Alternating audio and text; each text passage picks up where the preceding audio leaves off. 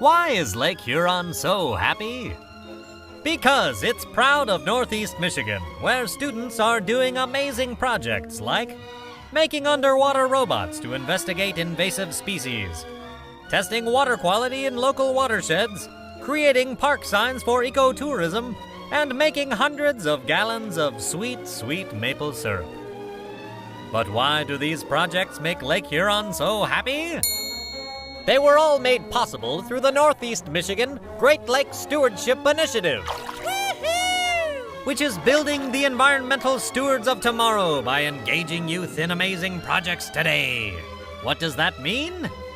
The initiative helps schools work with community partners to identify projects and make those projects a reality, building student pride, community pride, and helping preserve the Great Lakes at the same time, which makes Lake Huron very proud.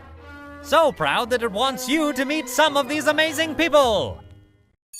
Greetings from the Thunder Bay watershed, where these 5th graders from Sanborn Elementary built ROVs, remotely operated vehicles, from scratch, and are using them to film and study invasive species in Lake Huron with the Thunder Bay National Marine Sanctuary.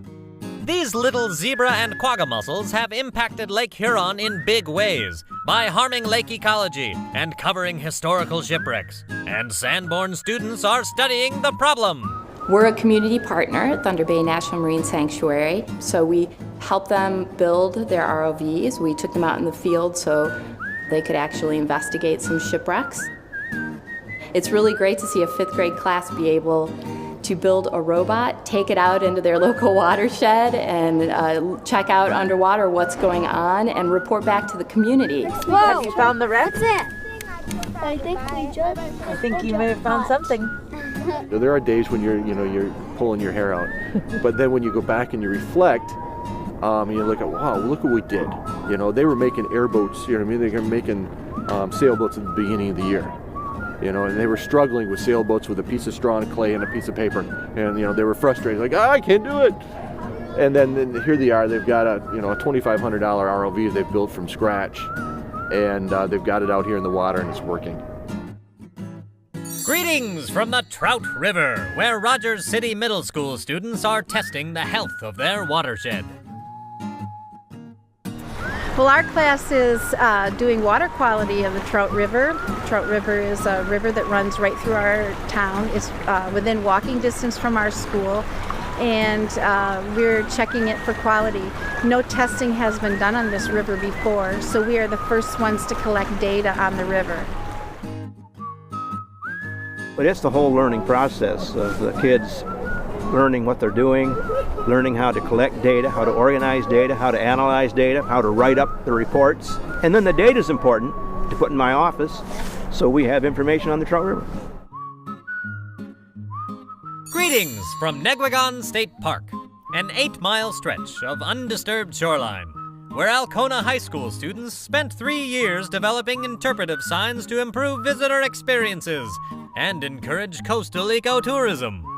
Brian Matchett came to me with an idea that we get the students in Alcona schools involved with Negwagon, which is a very unique state park in northeastern Michigan.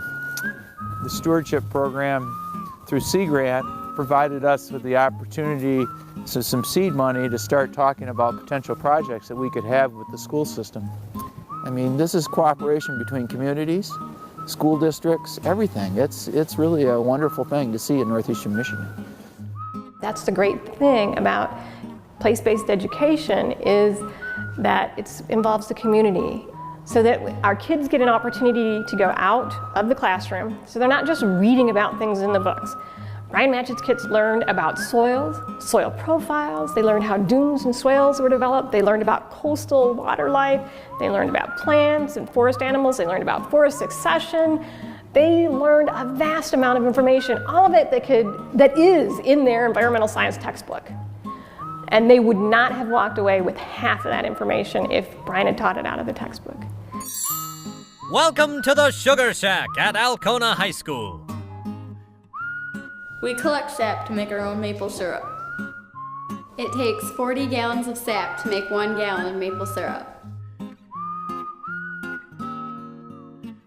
This year we made over 175 gallons of maple syrup.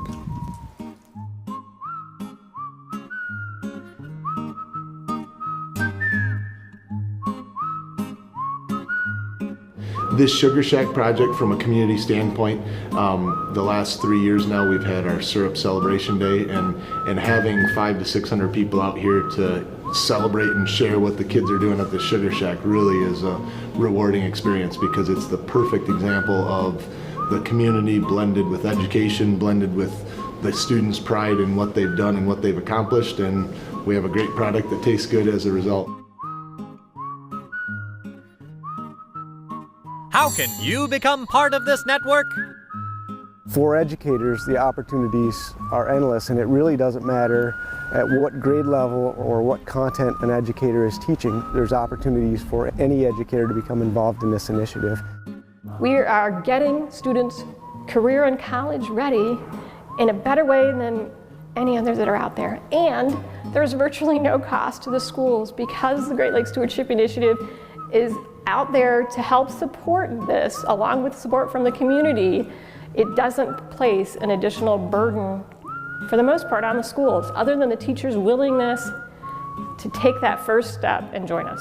If we can all pool our resources to help these kids with their projects, it also helps us as community partners working together. So we're all working as one in this community to really get people excited about caring for our local resources.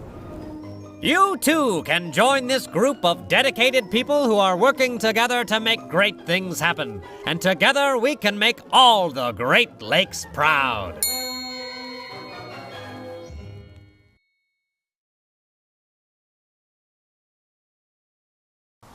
Sis Bro Studios.